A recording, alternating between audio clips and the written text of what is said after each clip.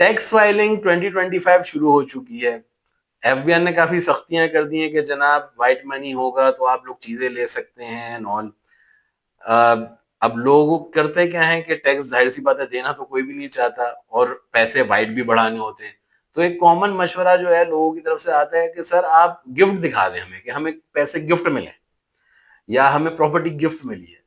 ٹھیک ہے, تو گفٹ کو لے کے کچھ چیزیں ایسی ہیں قانون کے اندر, اگر تو آپ کے پاس وہ چیزیں ہیں تب تو آپ گفٹ دکھائیں, کھلے عام دکھائیں, آپ سے کسی قسم کا کوئی ٹیکس نہیں مانگا جائے گا, اور اگر مانگا جائے گا تو آپ اس کو جسٹیفائی بھی کر سکتے ہیں. ٹھیک ہے, اور اگر تو نہیں ہے تو خدارا یہ کام نہ کریں کہ آپ جو ہے وہ گفٹ دکھا دیں.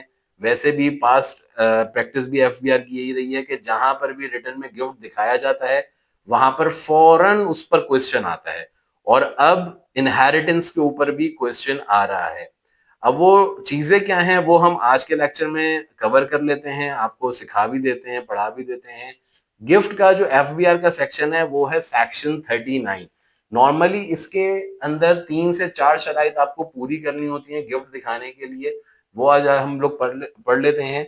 گفٹ دکھانے کا سب سے پہلا جو قانون ہے وہ قانون یہ ہے کہ جو پرسن گفٹ دے رہا ہے اس کے پاس انکم ٹیکسڈ ہونی چاہیے, اور اس کے ریٹرن میں بھی ڈکلیئر ہونا چاہیے کہ میں نے اس بندے کو یہ گفٹ دیا ہے.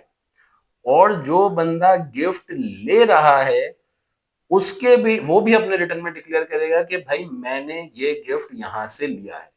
یہ ہے نمبر 1 شرط کہ جو دے رہا ہے وہ بھی اپنے ریٹرن میں بتائے گا, اور جو بندہ گفٹ لے رہا ہے وہ بھی اپنے ریٹرن میں بتائے گا. اور آف کورس یہ انڈرسٹوڈ سی بات ہے کہ جو بندہ گفٹ دے رہا ہے اس کے پاس وہ چیز ریٹرن میں ڈکلیئرڈ ہونی چاہیے, وہ اس کے اوپر پہلے سے ٹیکسڈ ہونا چاہیے, یا کوئی ایسی سورس ہونی چاہیے جو کہ وائٹ ہو, قانونی تقاضے وہ پوری کر رہی ہو. اس کے بعد اس کا جو رول نمبر 2 ہے, اب ہم تھوڑا سا اس کے اوپر دیکھ لیتے ہیں کہ اس کا رول نمبر 2 کیا کہتا ہے. اس کا رول نمبر 2 یہ کہتا ہے کہ اگر تو آپ نے پیسے گفٹ کیے ہیں, ٹھیک ہے, تو بینک ٹو بینک ٹرانزیکشن ہونی چاہیے, ایک بینک سے دوسرے بینک میں جانا چاہیے. وہ پے آرڈر بھی ہو سکتا ہے, وہ کراس چیک بھی ہو سکتا ہے, آن لائن بینکنگ بھی ہو سکتی ہے کہ جناب ہم نے یہ پیسے اس کو لے کے اس میں ٹرانسفر کیے تھے.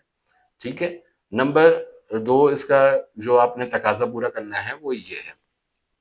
Cash transaction F B R کی طرف سے نہیں مانی جاتی. ہاں البتہ بات یہ ہے کہ اس کے اوپر جو ہے وہ ججمنٹ ضرور ہے کورٹ کی, وہ میں اس لیکچر کے آخر میں آپ سے جو ہے وہ ضرور ڈسکس کر لوں گا. اچھا, گفٹ دینے کا رول نمبر جو 3 ہے وہ کیا ہے وہ بھی ہم دیکھ لیتے ہیں. رول نمبر 3 یہ ہے کہ گفٹ ڈیڈ پراپر بنی ہونی چاہیے.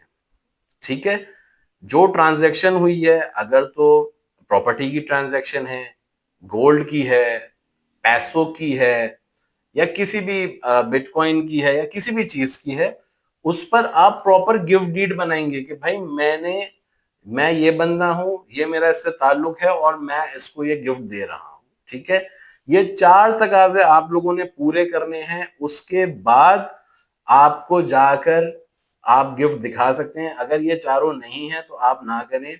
اس میں اب کافی سارے لوگ یہ بھی پوچھیں گے کہ بھائی اگر یہ چاروں نہیں کریں یا تینوں نہیں ہیں تو پھر کیا ہے.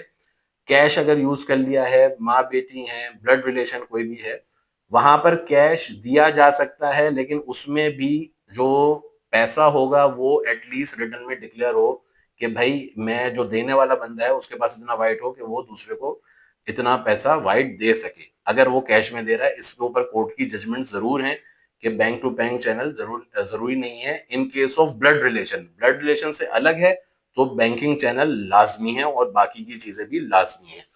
اچھا, یہ تھا جناب آج کا لیکچر. اس کے علاوہ آپ کا کوئی بھی سوال ہو تو آپ ہم سے پوچھ سکتے ہیں, ہم سے رابطہ کر سکتے ہیں.